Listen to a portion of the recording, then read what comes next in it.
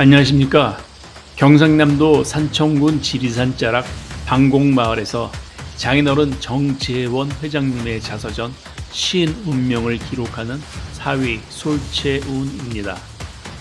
우리가 사는 현대사회는 수많은 숫자와 떼려야 뗄 수 없는 관계를 맺고 있습니다.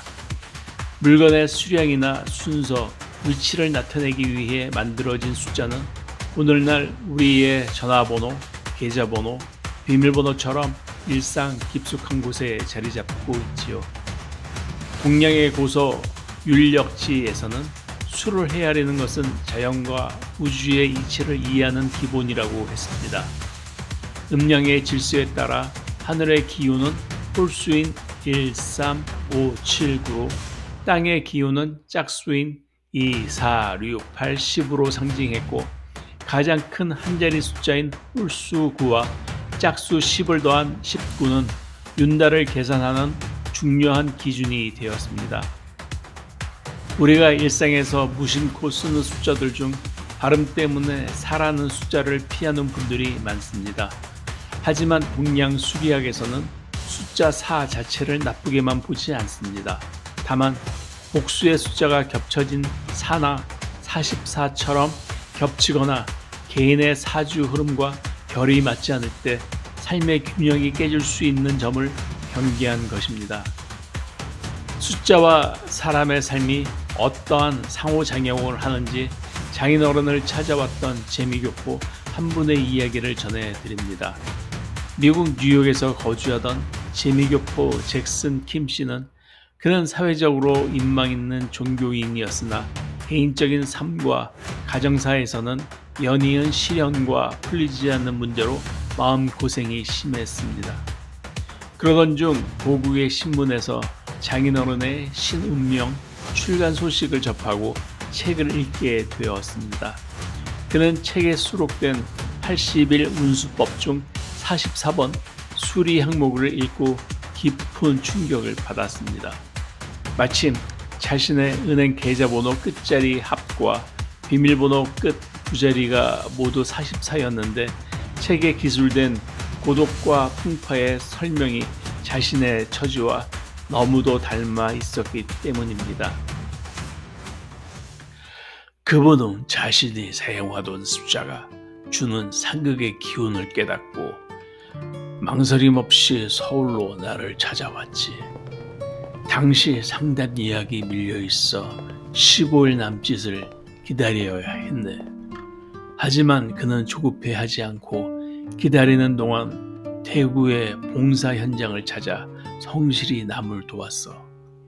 그 진정성에 감동한 한 인연이 그에게 뜻밖의 금전적 후원을 해주기도 했지. 사주에 맞춰 부족한 기운을 채워주는 행운의 숫자를 찾아주자 그는 미국으로 돌아간 뒤 마음의 평안과 함께 삶의 좋은 변화들을 전해왔다네. 장인어른께서는 강조하십니다. 자신에게 맞는 번호를 찾아 사용하는 것도 의미가 있지만 그보다 더 중요한 것은 마음의 확신과 긍정적인 삶의 태도라는 사실입니다. 오늘날 숫자는 단순한 기호를 넘어 하나의 상징과 재산적 가치를 지니기도 합니다. 중국에서는 휴대폰 번호 133으로 시작해 333으로 끝나는 번호가 경매에 나와 엄청난 고가에 낙찰된 적이 있습니다. 숫자 3의 현지 발음이 부자가 된다는 의미와 통한다는 이유 때문이었습니다.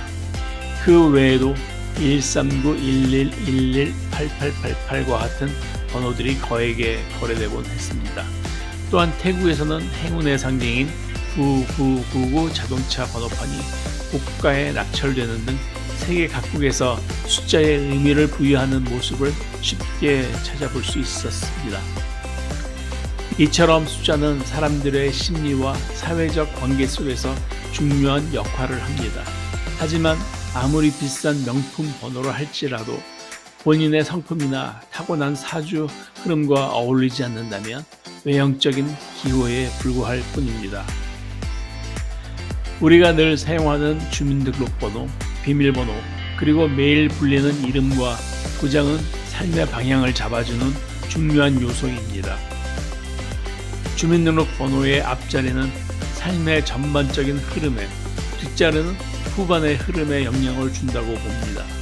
만약 타고난 사주와 일상 속 숫자들이 불협화음을 낸다면 나에게 필요한 기운을 보완해주는 행운의 번호나 맞춤형 이름, 그리고 인장을 통해 삶의 균형을 맞출 수 있습니다. 장인어른께서 정립하신 좋은 이름의 8가지 조건은 다음과 같습니다. 1. 발음이 명확하고 엉뚱한 연음 현상이 나지 않을 것.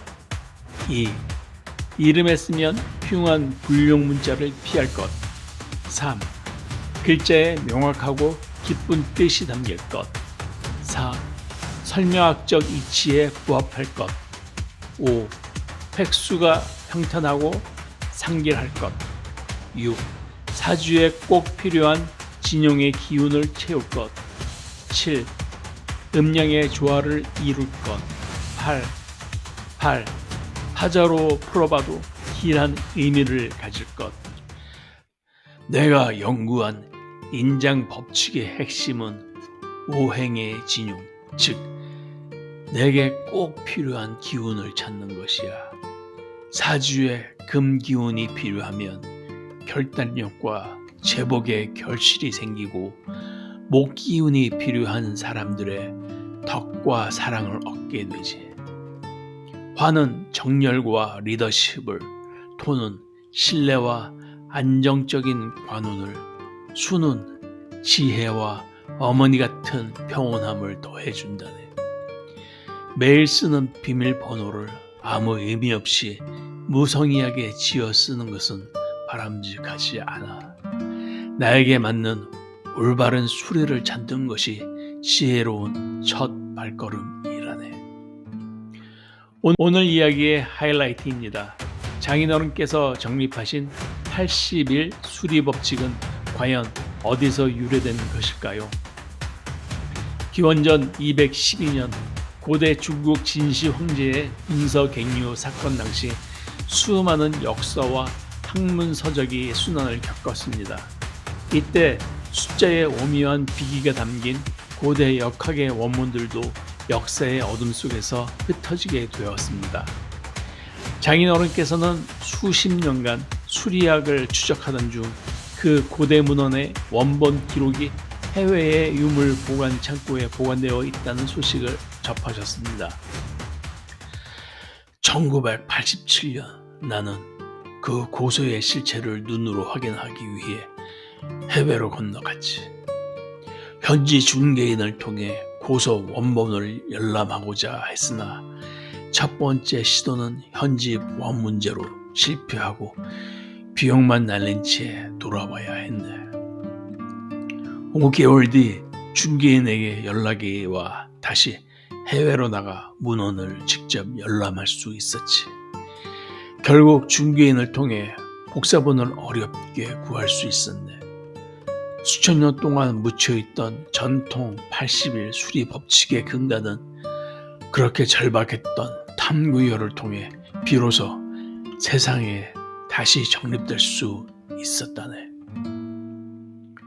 자연의 순리와 숫자와 이치는 결코 미신이나 기적이 아닙니다. 우리의 삶을 보다 조화롭게 가꾸기 위한 오래된 동양 철학의 지혜입니다.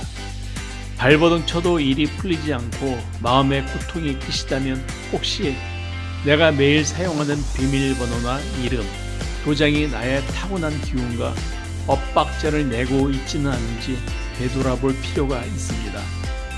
나에게 부족한 기운을 채워주는 행운의 수리와 개운의 지혜가 궁금하시다면 아래 더보기란에 신정 음양 연구회로 문의해 주시기 바랍니다. 아울러 지친 마음과 몸에 편안한 휴식이 필요하실 때는 맑은 계곡과 지리산의 정기가 가득 담긴 저희 삼청 솔체험 펜션을 찾아주십시오. 오늘 들려드린 수리의 진실이 유익하셨다면 구독과 좋아요를 부탁드립니다. 지금까지 경상남도 산청군 지리산 자락 방곡마을에서 사위 솔채훈이었습니다. 감사합니다.